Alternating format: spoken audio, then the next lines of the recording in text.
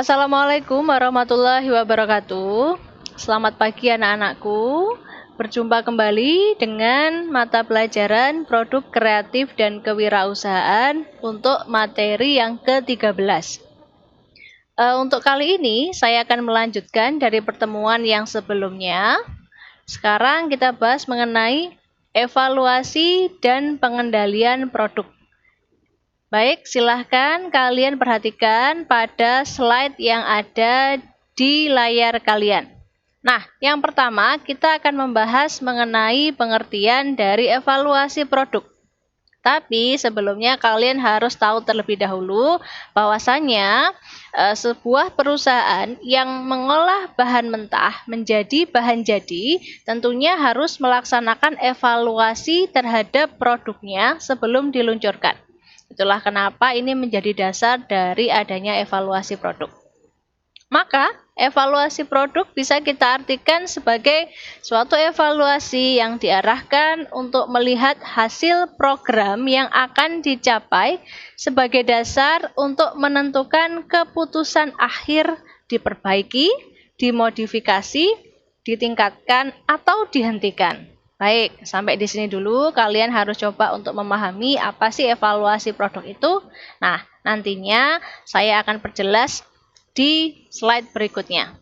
Baik, kalian perhatikan di slide yang ada di layar kalian. Di situ ada faktor yang dipakai dalam mengevaluasi kepuasan produksi.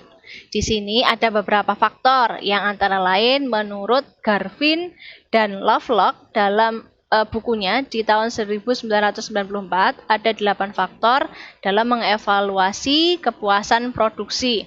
Yang pertama adalah reputasi produk, di mana ini menjadi tanggung jawab suatu perusahaan dalam melihat kinerja atau performance dari produk yang dia keluarkan.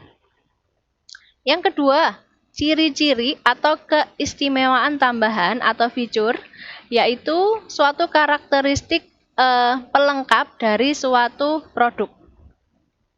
Baik. Yang ketiga adalah keandalan, handal atau reliability, di mana suatu kemungkinan kecil akan mengalami kerusakan atau gagal digunakan. Gimana sih produk tersebut bisa enggak sih kalau digunakan? Nah, yang keempat di sini ada kesesuaian dengan spesifikasi atau conformance to specification, yaitu sejauh mana karakteristik desain dan operasional memenuhi standar yang telah ditetapkan. Yang kelima adalah daya tahannya atau durability, di mana di sini berkaitan dengan masa pakai produk. Bisa bertahan berapa lama suatu produk itu ketika digunakan. Baik, yang keenam adalah kemampuan dalam pelayanan atau service ability, yaitu berkaitan dengan kecepatan, kompetensi, dan kenyamanan, serta penanggulangan keluhan yang memuaskan. Bagaimana perusahaan menyediakan pelayanan bagi konsumen yang memang mengeluh akan produk tersebut. Yang ketujuh adalah estetika, ini berkaitan dengan sesuatu yang subjektif ya, berkaitan dengan keindahan suatu produk tersebut. Dan yang terakhir adalah kualitas yang dirasakan atau perceived quality, berkaitan dengan perasaan pelanggan dalam menggunakan produk tersebut. Seperti apakah dengan menggunakan produk tersebut bisa meningkatkan harga diri atau reputasi dan yang lain sebagainya. Baik, sekarang kita sudah membahas mengenai dua hal ya. Yang pertama pengertian evaluasi dan yang berikutnya tadi adalah faktor-faktor yang mengevaluasi dalam kepuasan produksi. Baik, yang selanjutnya di sini kalian perhatikan adalah penentuan kualitas produk dan pengendalian mutu produk.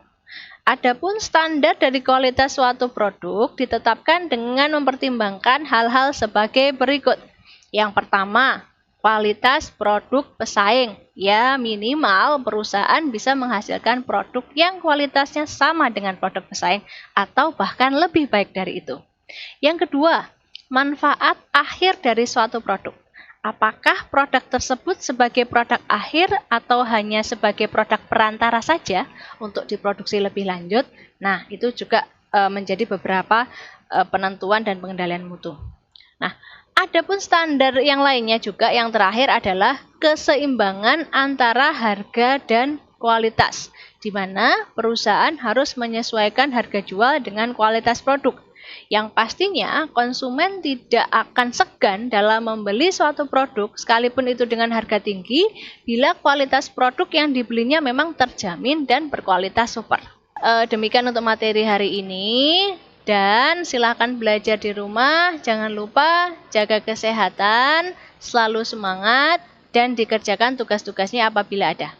Baik, saya akhiri dulu. Assalamualaikum warahmatullahi wabarakatuh.